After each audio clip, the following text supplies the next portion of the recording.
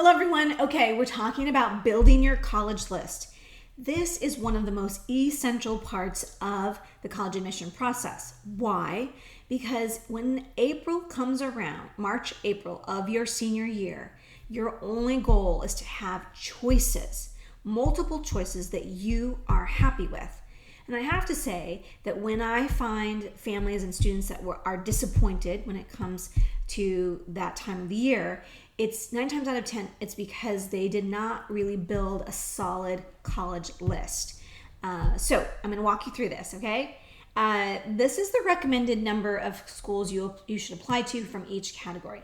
I break down colleges in this way: reach, realistic reach, 50-50, likely, and most likely. Likely, I also sometimes use the word target. So target and likely are interchangeable. Okay, so what does that mean? So what does that mean is I believe everybody should have a dream college. I believe everybody does have a dream college, and you are likely no different. So here's the deal. Everybody should have a reach school. And if you have between a 3.0 and a 3.6, I say pick one and apply to it. I don't want you losing sleep. I know that you just want to know. You just want to apply, and I believe you should. If you have between a 3.61 and 3.99 unweighted GPA, then you might pick 1, 2, or 3 reach schools, your dream schools. Go for it. You've earned it. No harm, no foul. Just know that in the back of your mind, I know that you know that it's unlikely you'll get in, but hey, there are other things have happened. Certainly kids get in every year. And so the bigger goal is to figure out which of those dream colleges on your list can you make your realistic reaches. The realistic reach is really where you want to sort of really try and get to. So what's a realistic reach? It means that you are well within the AQs, the grades and the test scores, and you have really strong PQs, leadership, coolness factor, your personal story. That's when your reach school, your dream school, might just become a realistic reach for you, okay? So again, if you're between 3.0 and 3.6, you want to pick 1 to 3 of those. If you have 3.61 to 3.99 unweighted GPA, you might want to pick 2 to 4 of those, okay? So that's what you're ultimately looking for, as though those are your dream schools that you're like, okay, I might actually have a chance at some of these, all right? Make sense? Your 50-50s are if you're right smack in the middle of the mean distribution or the mid 50% range of the GPA and the testing. Okay, so I'm going to show you that. So if you're smack in the middle of what the grades, the GPA, and the test scores are listed for that college, you're perfect and you're right there, and it's a 50-50 shot if whether you're going to get in or not. Okay, again, your PQs are going to have play a big role. If you are above the mid 50% range, above what they list as their averages, then it becomes, if you're above, then you go down on the list, like it becomes more likely that you're going to get in. If you're below, slightly below, then it becomes harder to get in. So it's a reach, but maybe it's a realistic reach. If you're way off, then it's a high reach, okay? So if you're in the middle, it's a 50-50. If your numbers are above that middle, then you might be actually likely, right? It goes down. If you are below the mid 50% range, then then you go higher on the list. Then it's a reach. It becomes more of a reach school for you. Okay, let's take some examples. So here are the schools that I have as examples that admit 52% or below. So I just took Southern Methodist University, SMU. And so here we've got an average GPA of a 3.62, average ACT of a 30, and SAT of a 1360. And then here are your mid 50% ranges right here. ACT between a 28 and 32. And then you've got your writing and your math SAT score, okay? So if you're right smack in the middle of these numbers here, then that means the college for you is going to be a 50-50 shot. If you are above or towards the top of that range, so if you have a 32 ACT and you have a 3.65, 3.62, if you're 3.62 or above, then it becomes closer to like a likely, or what I would call a target school. Okay. So Dr. C, why are you saying that if I'm right there in the middle of that, it's still only a 50-50? That's because from year to year, these numbers each year are going to increase a little bit. So if today you're right smack in the middle, you're going to be competing with students and that number is going to be adjusted just slightly. So I always err on the side of like caution and being conservative, okay? So yes, these are numbers as of right now. And oh, by the way, these are numbers from data from the high school class of 2019. So they're the college graduating class of 2023, okay? So that's what we're using right now. The class of 2020, those numbers and all of that data has not been poured into, has not been made completely public yet, okay? Because they're not completely finished with this cycle, okay? So that's what we're looking at here. Now, let's look here. Colleges that admit under 36%. So if we go here and we use Boston College, they've got a 3.90 as their average. ACT average of 32, and then 1410, excuse me. Okay, so here we go. So Boston College, obviously it's highly competitive, but if you're right smack in the middle, in other words, if you have an average ACT of a 32, and if you've got a math writing score of about 690, no, more like 710 here or so, yeah, 710, and then here would be about 700, something like that, right? So that makes the 1410. Okay, so if you're right smack in the middle, it's going to be a 50-50. 50-50. But if you have a 3.95 GPA with a 1500 SAT score, now we're thinking this is a target school. This is a likely school or a target school. Okay, no guarantees. Your PQ, your leadership and all that have to be really great as well, because this is a school admitting less than 36%. So there's no guarantees, but you can probably move it to a target likely school.